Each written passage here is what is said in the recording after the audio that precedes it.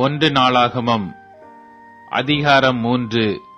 பின்பு சாலமோன் எருசலேமிலே தன் தகப்பனாகிய தாவீதுக்கு காண்பிக்கப்பட்ட மோரியா என்னும் மலையிலே எபூசியனாகிய ஓர்னானின் களம் என்னும் தாவீது குறித்து வைத்த ஸ்தலத்திலே கர்த்தருடைய ஆலயத்தை கட்டத் துவக்கினான். அவன் தான் ராஜ்யபாரம் பண்ணின 4ஆம் வருஷம் 2ஆம் மாதம் 2ஆம் தேதியிலே கட்டத் தொடங்கினான். தேவனுடைய ஆலயத்தை கட்டுகிறதற்கு சாலமோன் போட்ட அஸ்திபாரமானது முற்காலத்து அளவின்படியே 60 முழ நீளமும் 20 முழ அகலமுமாயிருந்தது. முகப்பு மண்டபம் ஆலயத்தினுடைய அகலத்தின்படியே 20 முழ நீளமும் 120 முழ உயரமுமாயிருந்தது. அதன் உட்புறத்தை பசும்பொன் தகட்டால் மூடினான்.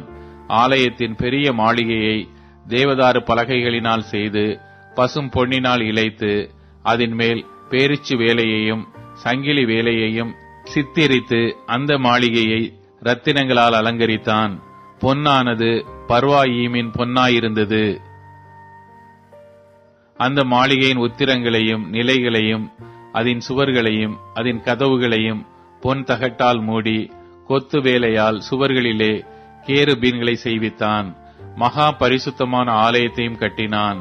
அதன் நீளம் ஆலயத்தினுடைய அகலத்தின்படி 20 முழமும் அதன் அகலம் 20 முழமுமாயிருந்தது. அதை 600 தாலந்து பசும் பொன்னினால் இழைத்தான். ஆணைகளின் நிறை 50 பொன் சேக்கலானது.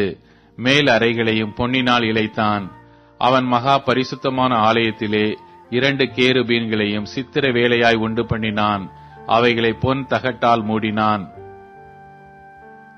அந்த கேருபீன்களுடைய செட்டைகளின் நீளம் 20 முழமானது. ஒன்றினுடைய ஒரு செட்டை 5 முழமாயிருந்து ஆலயத்து சுவரை தொட்டது. மறு செட்டை 5 முழமாயிருந்து மற்ற கேருபீனின் செட்டையை தொட்டது. மற்ற கேருபீனின் ஒரு செட்டையும் 5 முழமாயிருந்து ஆலயத்து சுவரை தொட்டது.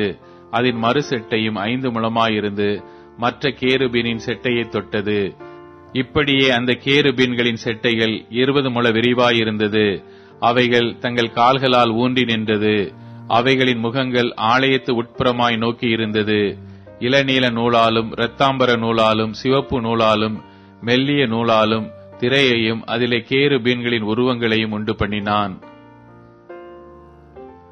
ஆலயத்திற்கு முன்னாக 35 முழ உயரமான 2 தூண்களையும் அவைகளுடைய முனைகளின் மேல் இருக்கும் 5 முழ உயரமான கும்பங்களையும் உண்டாக்கி சந்நிதிக்கு முன்னிருக்க சங்கிலிகளையும் பண்ணி தூண்களின் முனைகளின் மேல் பற்ற வைத்து 100 மாதளம் பழங்களையும் பண்ணி அந்த சங்கிலிகளில் கோத்தான்.